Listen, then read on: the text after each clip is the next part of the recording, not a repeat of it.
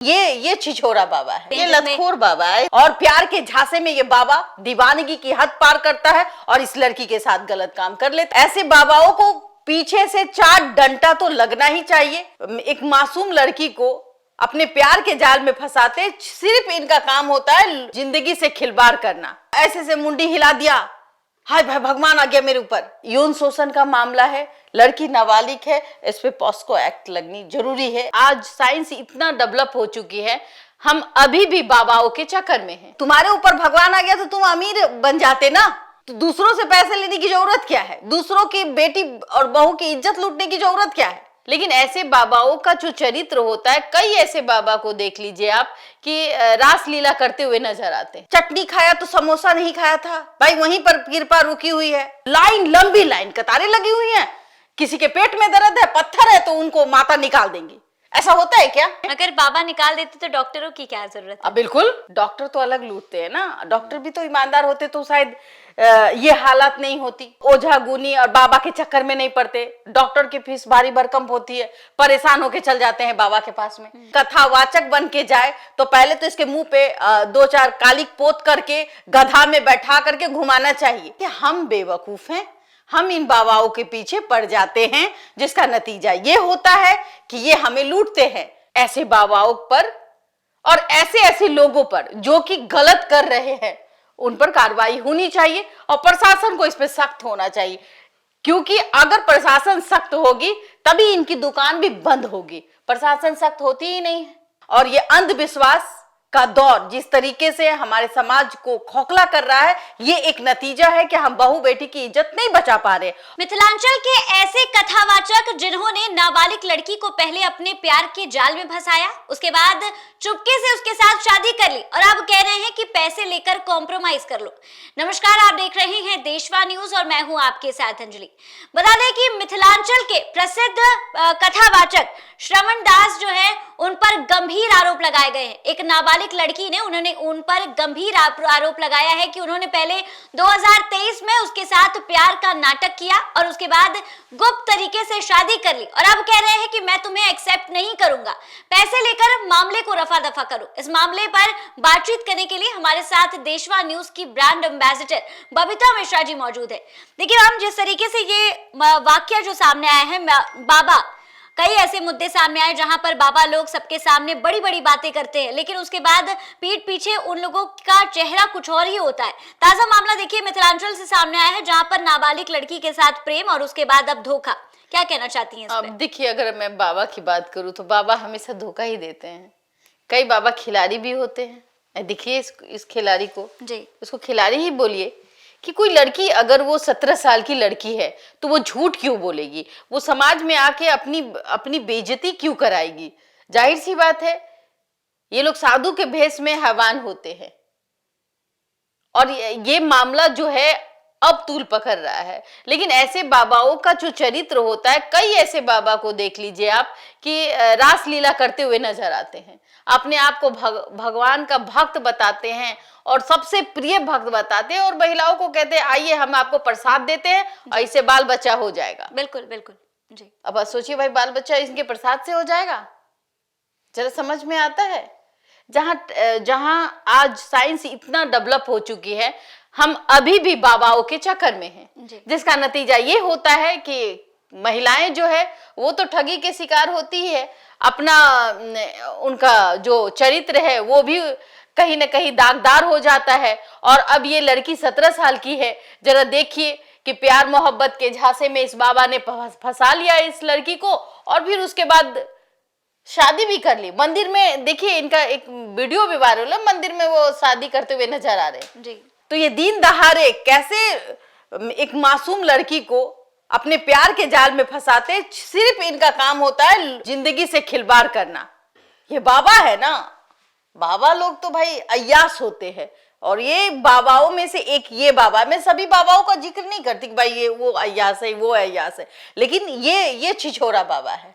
ऐसे बाबाओं को पीछे से 4 डंडा तो लगना ही चाहिए और ये अगर कहीं कथावाचक बन के जाए तो पहले तो इसके मुंह पे 2-4 कालिक पोत करके गधा में बैठा करके घुमाना चाहिए और सबसे बड़ी बात है, इन पे यौन शोषण का तो आरोप लगा ही है। तुरंत तत्काल इनको, अगर अभी प्रशासन ने अगर वो सजग नहीं हुई है तो तत्काल रूप से इन पे सजग होकर इन पर कार्रवाई होनी चाहिए। क्योंकि देखिए यौन शोषण का मामला है, लड़की नाबालिग है, इस पे पॉस्को एक्ट लगनी जरूरी है। ऐसे बाबाओं पर नियंत्रण करने के लिए ये बाबा को अगर सजा मिल गई तो कई बाबाओं पर भी एक डर का माहौल रहेगा कि किसी की बच्ची के साथ हम खिलवाड़ ना करें।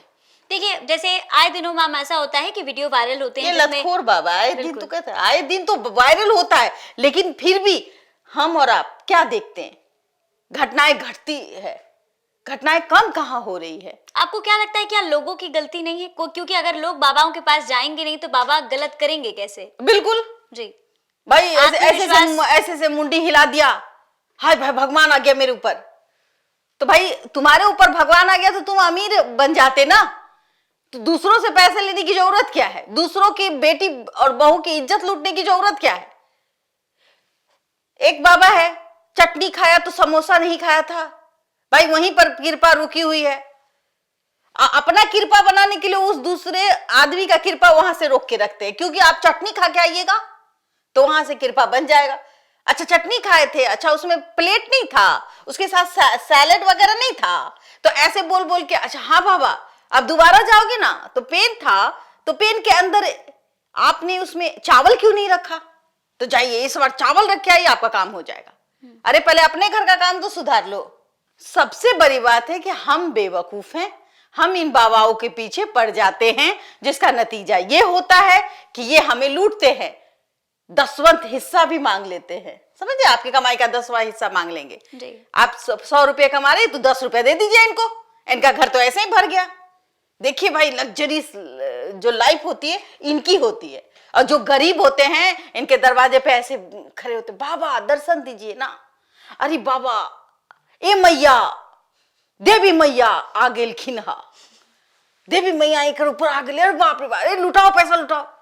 यही 10-10 रुपया 10,000 हो जाता है, पर डे 10,000 की कमाई है। बिहार के अंदर आप बात करूं मैं, जाइए आप मधेपुरा सहरसा, वहां पे घर में महिलाएं जो है वो उन पर माता आ जाती है, तो भाई अगर किसी को बच्चा नहीं है वहां गया, अच्छा बच्चा नहीं भी लो, हाँ ठीक हो जी, तो ऐसे किया, बचा हुआ अच्छा नहीं हुआ कोई बात नहीं है, लेकिन उसका 10 रुपया 10-20 रुपया 50 रुपया उसका कमाई हो गया।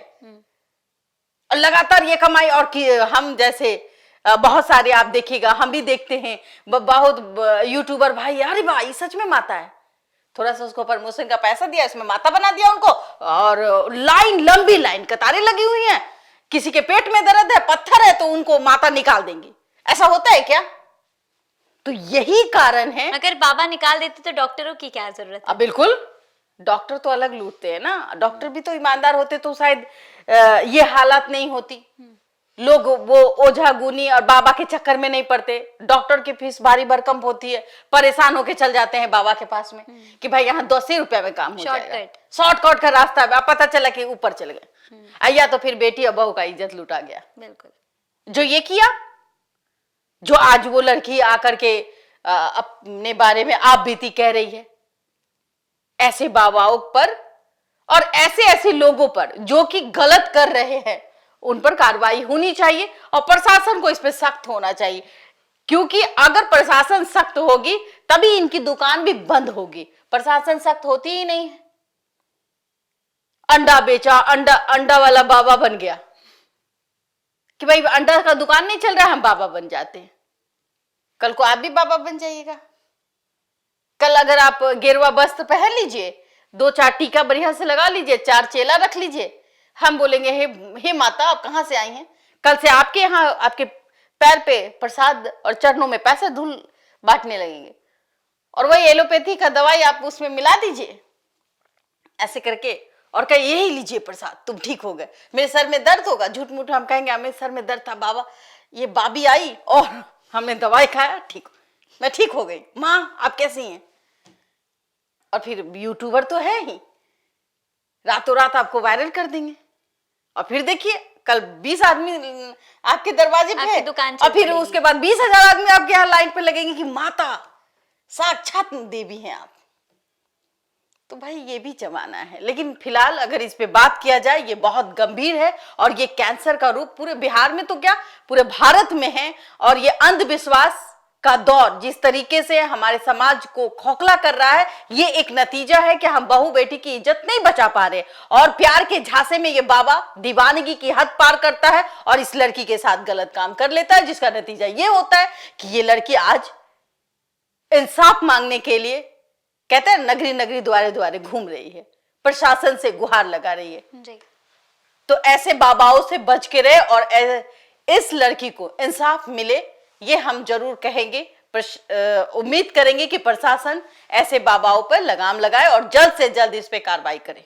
देखिए, मिथिलांचल से काफी मतलब बेहद शॉकिंग मामला है ये, जहां पर एक प्रसिद्ध बाबा जो लोगों के घरों पर जाकर 9-9 दिन तक वाचन करते हैं, भगवान के बारे में बताते हैं, वही बाबा एक नाबालिग लड़की के साथ पहले प्रेम करते हैं, उसके साथ गलत करते हैं और अब उसे पैसे देकर कॉम्प्रोमाइज करने के लिए कह रहे हैं। तो ये चीजें जो है वो अपने आप में सवाल खड़े करती हैं। बाबा की तो गलती है, लेकिन लोगों को भी काफी सजग रहने की जरूरत है। बिहार में चाहे यूपी, बिहार, झारखंड की अगर बात करें तो अंधविश्वास में सबसे ज्यादा यही जगह जो है वो आती है। फिलहाल इस खबर पे आपकी क्या कुछ राय है, हमें कमेंट के माध्यम से जरूर साझा करें और ऐसी ही तमाम खबरों के लिए हमारे साथ बने रहिए देशवा न्यूज पर।